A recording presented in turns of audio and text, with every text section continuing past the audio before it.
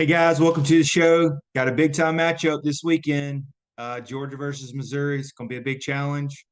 We preview and look at that with co-founder of Viva Tequila Seltzer, Stephen Thurston, and Chris Thurston from Wager Talk and the Hustle podcast. Also give some best bets for LSU versus Alabama and talk best game day experiences in college football that we've ever attended. Make sure to like, subscribe, and share the podcast. That'd really be helpful. Hey guys. I'm doing great, Trey. Thanks for having us. Watched your podcast for a long time. You do a great job. I'm high on the dogs this year, so it's fun to be here. Awesome. Really appreciate it. How are we doing today, Steven?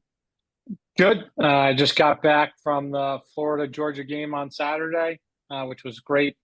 Perfect weather, a nice win by Georgia. I was lucky enough to tail Chris's one winner of the day. So we cashed a ticket with Georgia, had a couple of Vivas. That's awesome. Yeah, Viva Tequila Seltzer.com has been a great sponsor for us on the Dawg House Podcast this year. Did want to go ahead and give them a special shout out to them. My personal code has been Dawg House 20. They've been graciously enough to give that to me this week and this year. Also, Stephen, I did want to mention how was the cocktail party since you were down there? How was the tailgate? And what's your favorite flavor if you had to pick with Viva Tequila? My favorite flavor is the elderberry, the one I'm drinking right now. It won #1 hard seltzer in the world at the San Francisco World Spirits Competition. Beat out 750 other entrants. So that's my favorite. Had a couple down there at the tailgate, our largest cocktail party tailgate. We got some at Total Wine in Jacksonville beforehand, brought it over to the tailgates. We went over to there's a cool bar. I don't know if you've been there before, Trey. I'm sure you have, but it's called Is it called Tailgaters or the Tailgate? It's like it's a bar. You can buy a spot to park your car in as well. So that's kind of where we did our tailgating before the game. That's awesome. Yeah, I went there back in 2019. I've been I think I've been eight times before. Definitely great. One of the best like split Georgia Florida fans, neutral site games. It was always been a blast. One of the better tailgates, I would definitely say. My personal favorite, I will have to say, is I do prefer the watermelon. It's very tasty. My girlfriend definitely likes it. But just want to give one other shout out. So the Dawg House 20 for 20% off Viva Tequila Seltzer. Check that out. Another great sponsor. I did want to ask, what was the origin, Stephen, of Viva Tequila Seltzer, and what gave you the idea to start a seltzer business? So I worked at Anheuser-Busch Budweiser for 13 years before I kind of came up with this idea. Was on the golf course during the pandemic. Was drinking a ton of kind of canned cocktail drinks, but also drinking a bunch of tequila. And I said, why doesn't anyone put tequila soda in a can versus vodka soda in a can? So I went home that night. I called my former college teammate, Chris Pronchek, one of our other co-founders, and said, hey, this is the idea I have. I think it's pretty good. And it was the first one that he had said was actually a good idea versus it being a terrible idea. So went home, kind of started an LLC, knew enough to navigate the waters of getting a co-packer, developing the flavors, importing all the things you need to. And about a year and a half later, we're coming up on our 2-year anniversary. We were on the shelves in Boston. So Thanksgiving Day of 2021 was our first day in the market. And we'll be 2 years old coming up here in Thanksgiving. So we wanted to make the idea behind Viva is to make a refreshing, drinkable tequila seltzer with all the health characteristics that you get from tequila, right? Low calories, we're 88 calories, 0 sugar, 0 carbs, and we're gluten-free, we're keto, vegan, paleo, kosher, non-GMO, but it tastes great. So it's very drinkable, very sessionable. You can have 2, 3, 4, great at a tailgate, great on the golf course, great on the boat, great watching the game at the sports bar. As long as you've got something to do, it's a great cocktail to have with you.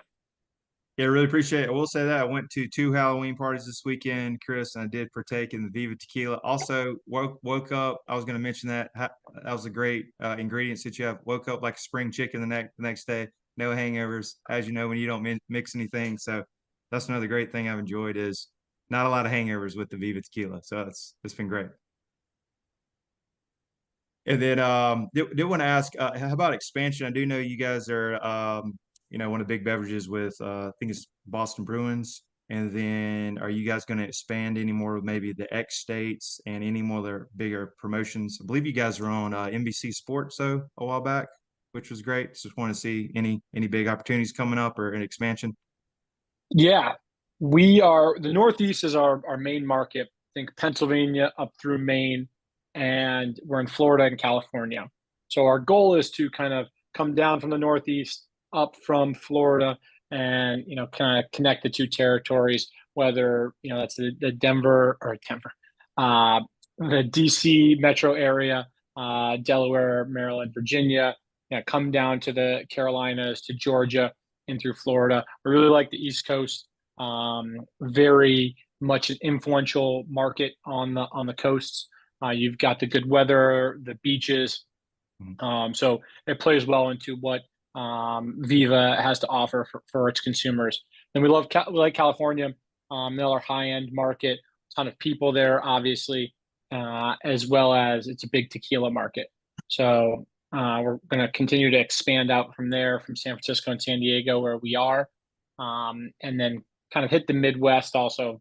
So I think I'm looking at a map right here, St. Louis, kind of do a loop through Chicago, through Milwaukee into Minneapolis. There's kind of like this Midwest belt, I call it.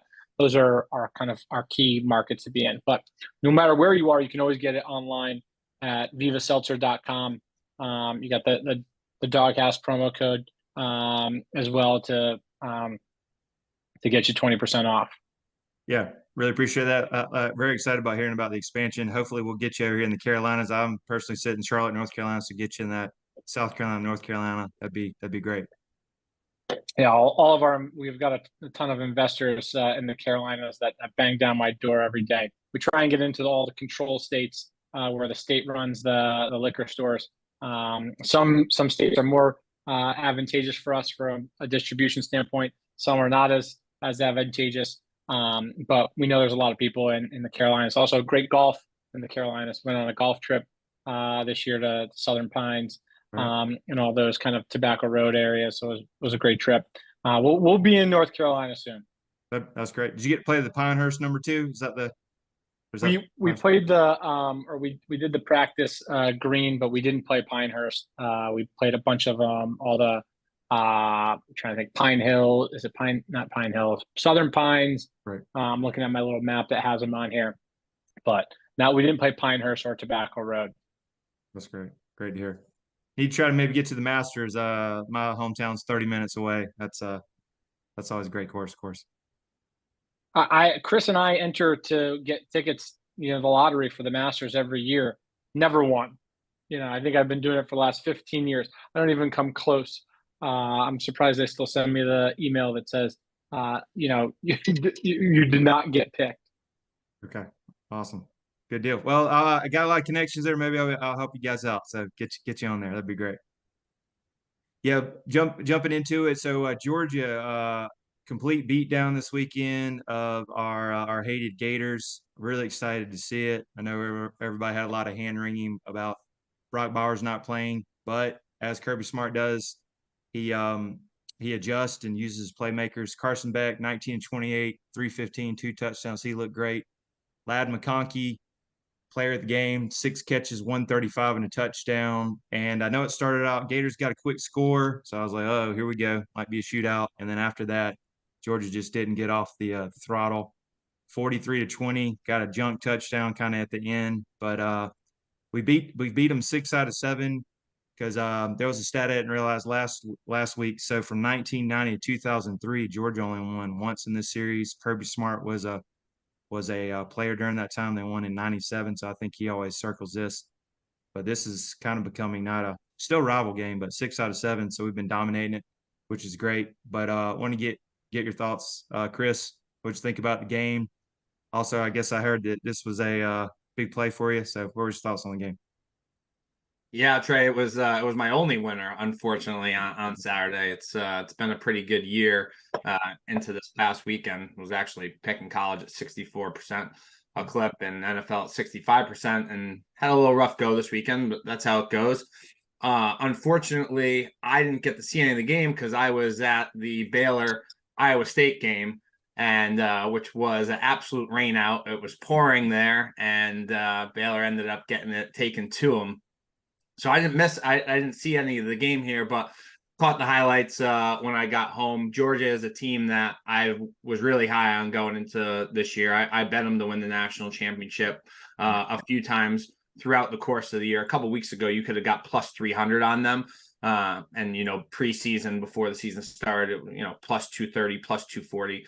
I thought that was great value, grabbing the plus 300 a couple of weeks ago, because the Brock Bowers injury was able to kind of inflate the line a little bit, and I didn't agree with it. I thought that I think Mike Bobo has done a pretty good job, the OC that they brought in to replace Monk. And Trey, I know you know this. A lot of people were concerned about bringing Bobo in, but a lot of people didn't know. He was the OC back in, I think it was 2014 for the Dogs. Correct me if I'm wrong. That's and they scored 42 points a game, which was actually higher than the 22 squad. So I thought the offense would be just fine. I was correct on that. I think Carson Beck has done a really, really good job as coming in and being the trigger man. I actually bet Carson Beck at 30-1 and 40-1 to win the Heisman, and I don't think he's getting as much respect as he should be. I still think that's a great bet, even with 4 games left in the year. Trey, see what the Dogs do. They should run the table. I think they're going to win the SEC championship once again, and I think they got a great shot to do it. I know you probably got more info on Brock, but I won't be surprised if he's back for the semifinals. Yeah, I completely agree. I believe Carson Beck slowly, he started getting it going. He was a big replacement after Stetson Bennett with winning the 2 national titles. But I believe if you look stat for stat, Carson Beck is having a better year than Stetson Bennett did last year. Stetson Bennett did have, I think, around 10 rushing touchdowns, but passing wise, one of the tops in the nation. And on the Brock Bowers, they had him on the sidelines. I'm hoping to possibly get him back healthy for SEC championship game, if not sooner. They say that he's already walking around, which is great. And it's been probably coming up on 2 weeks, so that's great. But tough stretch coming. We're actually going to play. I know everybody was saying Georgia hadn't played anybody, but next 3 games as of now are going to be ranked teams. And looking at this Missouri game. Early line coming out. I always try to look at these on Sundays. Have my friend who I used to talk to, Justin. We always talk about it, but he's excited. He's a neutral guy. 16 points is a lot. I know it's going to be at home. Georgia is going for their 24th straight home game, I believe. Haven't lost since that South Carolina game in 2019. Brady Cook, great quarterback this year, airing it out. The Luther Burton guy is great. Probably one of the best top receivers in the nation. I do like us being at home, but wanted to get your guys' thoughts on this, and we'll let Stephen he can give his pick too as well. But 16 points, big game. First, I think it's the first of the doubleheader. The other big one's going to be LSU at Alabama, which is game day, I believe. So I want to get your kind of the early thoughts on the pulse for this game. A little nervous about it, I'll say. Next 3 games, we are pretty healthy coming in with no Bowers, but we'll see. So this is a big game for Lovett, if I'm not mistaken. He's the transfer from Mizzou, right? Who's coming, and he's done a great job for you guys, in my opinion. Him and McConkey. Yep. 16 here. I saw this number on Sunday. I thought it was a little high. I did, especially coming off the Florida win, and might be a look ahead. I think Georgia has the Vols the following weekend, right? Is it next? That's actually Ole Miss the next week, who's currently I think number 10 or 11. So yeah. So yeah, like you said, you got Mizzou, Ole Miss, Tennessee, 3 in a row. That's going to be tough games.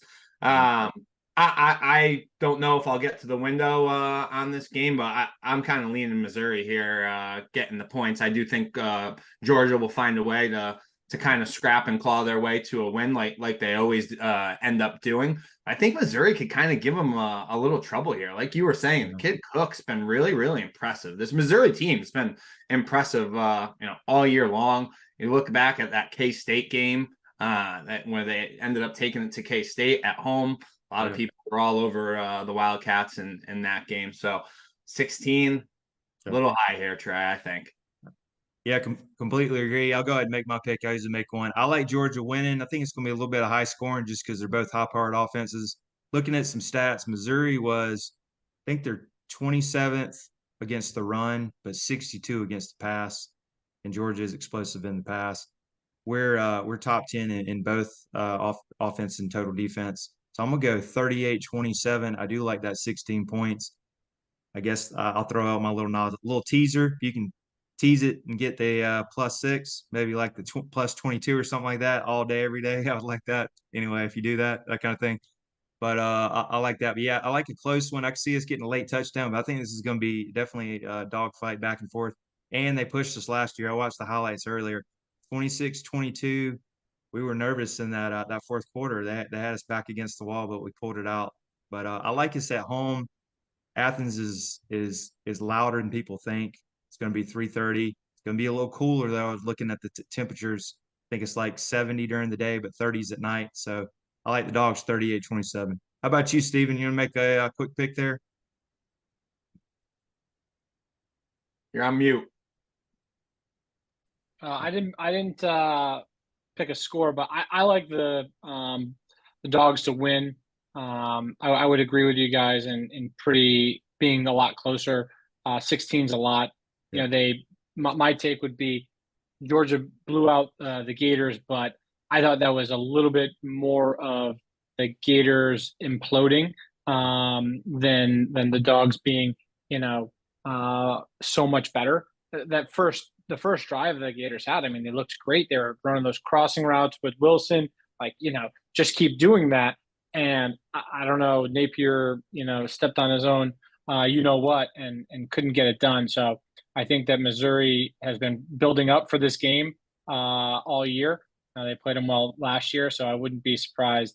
It could get out of control late, but I bet you that first half and first three quarters are going to be pretty tight. Completely agree.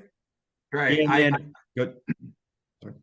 Sorry, I wanted to run this by you and see what you thought of this. I think so. I've talked about this on a couple of my shows this year because I am really high on the Dogs. I do think they're going to three-peat. Oh. It's really, really tough for these kids who are 18, 19, 20, 21 years old they've won back-to-back national championships. A lot of them are still on this team. And it's really, they were giving the Dogs shit for, having some close calls at the beginning of the year to, South Carolina, Auburn, and, they're playing Ball State and UAB. It's really tough for these kids to get up for these games after winning back-to-back national championships. And then they're like, oh, yeah, okay, great. We got Ball State this weekend. Like, they've kind of got caught sleepwalking a little bit. But then we've seen the real Dogs in the games like Kentucky at home a few weeks ago. And then last week versus the Gators in the world's biggest cocktail party. Like when this Dogs team wants to play, they could come out and smack anybody just like they have the last 2 years. Yeah, completely agree. I think it's hard to – I remember Nick Saban said this years ago, it's hard to get 18, 20, or 22 years old up. You get them up like twice a year in big games. And Kirby – I think he learned from Saban. We got the younger version of Saban right now, and he can get these kids up. I think some of the other ones, they kind of just, all right, we can play the Ball States and the UABs and everything. But, when back against the wall and the crowd, and when he kind of gets in there and he has some of the best spirited halftime speeches, it's been leaked out. He gets them up. So I like it. And then when we talk about the college football playoff, I did want to ask you a question about that in a little bit. But one thing I did want to ask you, Chris, no, I believe you're a former athlete there and went to Baylor. What's maybe one of your favorite college town or tailgates or venues in college football that you've been to, or anything that stood out maybe in the past? So the two come to my mind. I was lucky enough to go to the game that Steve just went to this past weekend. I went a few years ago, and it was a really, really cool experience. I had never been there. That was always kind of a bucket list for me. Ended up staying down there for the whole weekend. We were by a hotel right by the game. They had the golf carts. They shuttle you back and forth. You wake up in the morning. They have huge bars set up everywhere. It was the best Bloody Mary bar I've ever been to in my entire life, and I think it was the Hyatt Hotel that we stayed at, and ended up meeting up with Clay Travis because Kelly, who owns Wager Talk, is good friends with him. So we saw his Fox pregame show. That was really cool. Tailgate was unbelievable. Great barbecue. So that game is one of them. And then I was lucky enough to go to Alabama, LSU about 8 years ago in LSU, Death Valley. It was they were both 1-2. It was the 8 o'clock game. And it was amazing. It was the game where Bama came back and won the game in overtime. They ended up somehow winning by 7 in overtime. The line was 6.5. I had Bama, and they were losing the whole game. So that was really cool. Only thing that sucked about that game is there's one road in and one road out. And man, it was a nightmare getting home and getting out of Death Valley. So those are two of my favorites. That's awesome. Yeah. So is it as advertised? I've always heard Baton Rouge probably one of the loudest, or Death Valley loudest stadiums. Is that correct? I've always wanted to go there, but never made it. It was very loud. It was definitely the loudest game I've ever been to, and I was lucky enough. My brother, he went to Penn State, so I saw some great Penn State football games. Penn State, Michigan, and down in Happy Valley. It was loud down there. It was loud at Baylor games, but I'd never seen anything like that Alabama LSU game. It was pretty wild. That's awesome. How about you, Steve? How about you, Steven? So Happy Valley, some whiteouts, pretty loud. I've always wondered about that place. It looks crazy. Yeah, I mean, I'm definitely biased. I think it's pretty cool. I've been to a few places. I haven't been to LSU yet. I've been to Clemson. I've been to Alabama. Been to Auburn last year. I've been to Baylor. Going to TCU, Texas, in a couple weeks. But I've been to Ohio State and Michigan. I like Penn State if you can get there for a whiteout or at least a night game. It's the night games. I think that the atmospheres are so much different if you have a 7:30, 8 o'clock kick versus a noon kick. Right. I mean, we've all been in school. It's difficult to get the body functioning early enough to get there for a noon. Like you gotta be at the gate to get in there for a noon kick by 11:30. I mean, you got to start tailgating at 8. It means you got to get up at 7. I mean, I didn't get up that early in college. So it's the night games that are always better. Whenever you can go to those are the best ones to go to. Yeah, that's awesome. And then real quick, Chris, I know you went to Baylor. How's the Baylor experience and tailgate, and maybe it's a little underrated? How's that? Well, it used to be great, Trey. And when Art Briles was there, it was unbelievable. And the last few years have they haven't really been the same. And this past weekend, man, I know it was pouring rain, but the atmosphere, it's just not the same. No one cares anymore. A lot of people, Coach Dave Aranda's on the hot seat right now. A lot of people aren't happy with the way the president, Linda Livingstone, is running things. It's coming out. She really doesn't care much about the athletics.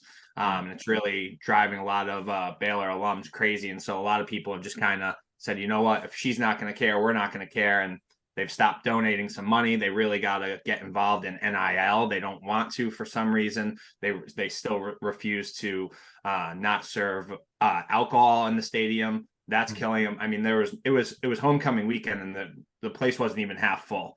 So it's really depressing to see. But years ago, when Coach Art Briles was there, it was a lot of fun to go see a game. It's just hasn't been the same. Now that the three of us have connected, I would love to go to a Georgia game. That's always been on my list. So I know Steve will probably like to go too. We got to maybe make it happen for next year. Yeah, that'd be awesome. So I'm a little partial, but Athens, great tailgate, probably one of the better cities, and bar after bar, and yes, it's good. All right. I've been to Athens on game day. For some reason, I never made it into the game. Okay. So I can attest to the tailgate in the bars being an amazing time. Okay, awesome.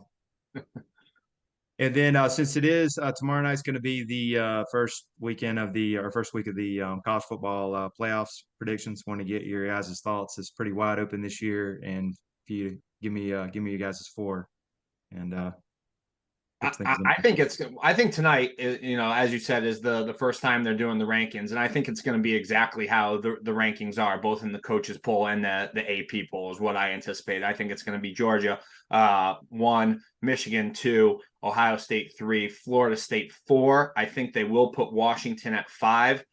Just because the head-to-head win over Oregon. I do think Oregon's a better team than Washington, and I think Oregon's going to end up beating Washington in the Pac-12 championship.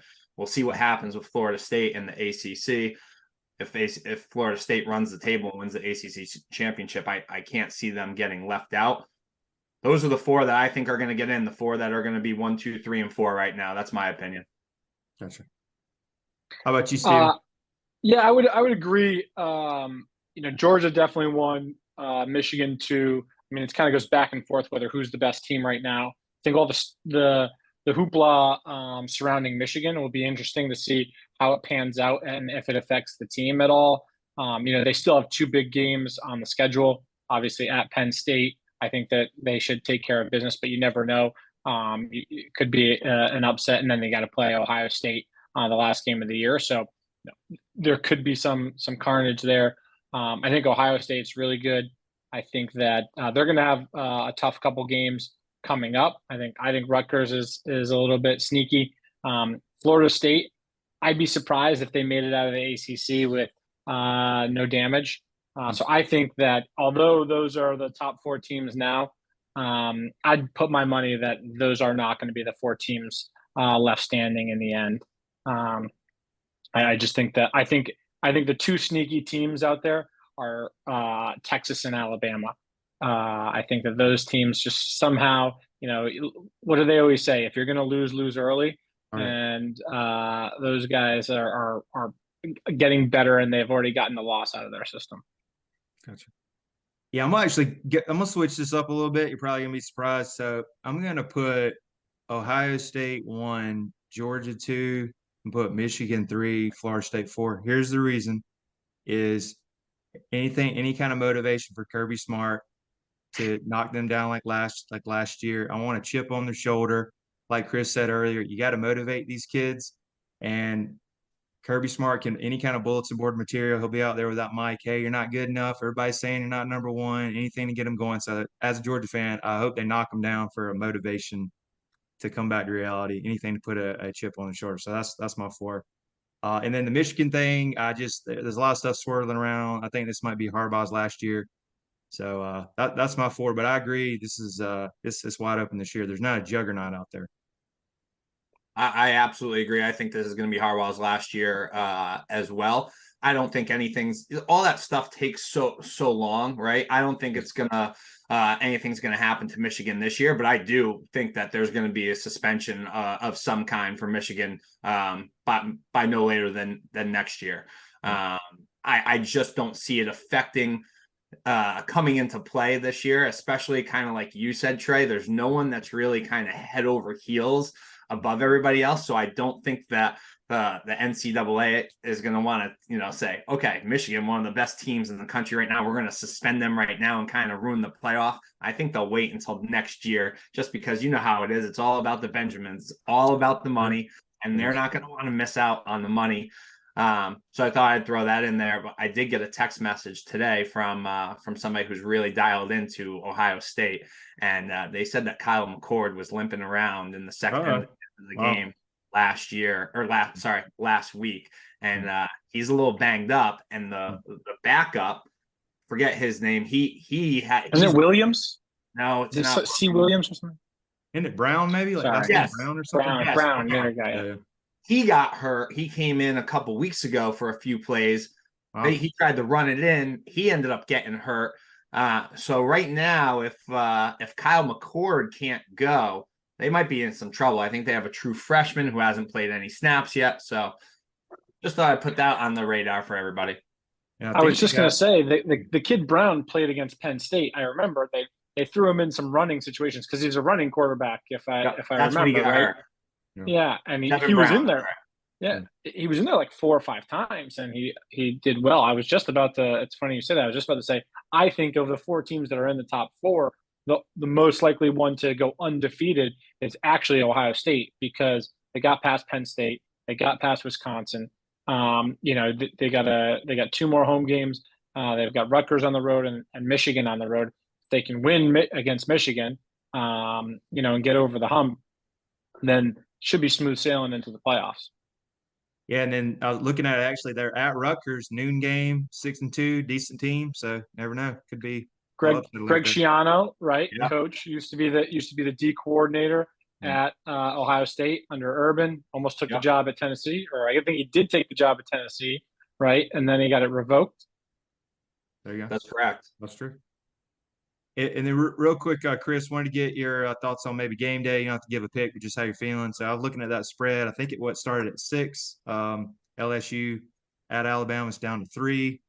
I know it's Nick Saban off a bye week, but I don't know, any thoughts on that real quick? Or I do, yeah. I think Bama will end up being a play for me. Okay. Kind of like I agree with Steve. I think Bama is very sneaky right now, Yeah. saving off the bye. You saw what they just did to that Vols team in the second half 2 weeks ago. And it looked like Bama wasn't even going to be in the game and they were going to get blown out. No, what happens? Go to halftime. Saban makes some adjustments. They come out and absolutely smash them. I think this is one that Saban has had on his calendar for a while. Revenge game. You guys remember what happened last year? Oh, yeah. LSU in overtime. Go ahead. Keep taking all the money, LSU. Drive that line down. That's fine. I'm probably going to be laying it with Bama. There you go. I like it. Hey, 27 straight points against the Vols. I mean, no adjustments in the second half. That's right. Yep. How about you, Steven? Any feeling there? Yeah, I like Alabama. Everyone was picking. I remember watching like the game days earlier in the year. Everyone was at Alabama, best team. They're going to win the national championship. And I haven't heard anyone say Alabama's name since they lost to Texas. Right? They just write them off. And to your point before about the Kirby Smart, the Nick Saban idea of getting the guys all hyped up about everyone hates you, chip on your shoulder. I mean, he's been playing that to death. So he loves it. He loves being in those press conferences when all the guys start picking at him, say everything's wrong. He hates it when they tell him everything's right. I think Alabama is exactly where they want to be. Okay, gotcha. And then Chris, I've been watching on Wager Talk. How do we follow her on the socials? I believe you're on the Hustle as well. Yeah, so follow me on Twitter at CTBets16.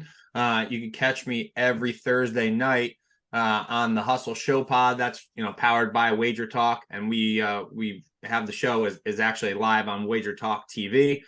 Kelly Stewart, the owner of Wager Talk, her and I do a short hustle together on Thursday nights, and we usually post it on Friday as well. Talk about our Survivor entry that we have together over in the Circa Sportsbook. You could also catch me on Sports Grid TV. That's every Wednesday at 6:30, Sports Grid TV and Sports Grid Radio. And then for the Boston guys or anybody in the New England area, I'm on 98.5, the Sports Hub, every Saturday morning, 7:30 in the morning to 8 o'clock, giving out some picks with a buddy of mine, Dan Lifshatz, who hosts the show. That's awesome. Yeah, make sure and check them all out, and we'll have it down in the link below of how to follow everybody. That's great. Awesome. Yeah, really appreciate you guys coming on today. If anybody's still around, make sure to like, subscribe, and share the Dawg House Podcast. That'll really help us out, and I appreciate you guys coming on. Thanks, Trey. Trey, thanks for having us. Always a pleasure, man. Thanks, Stephen. Thanks, Chris. Hey, go Dogs. Appreciate it. Go Dogs. Yeah.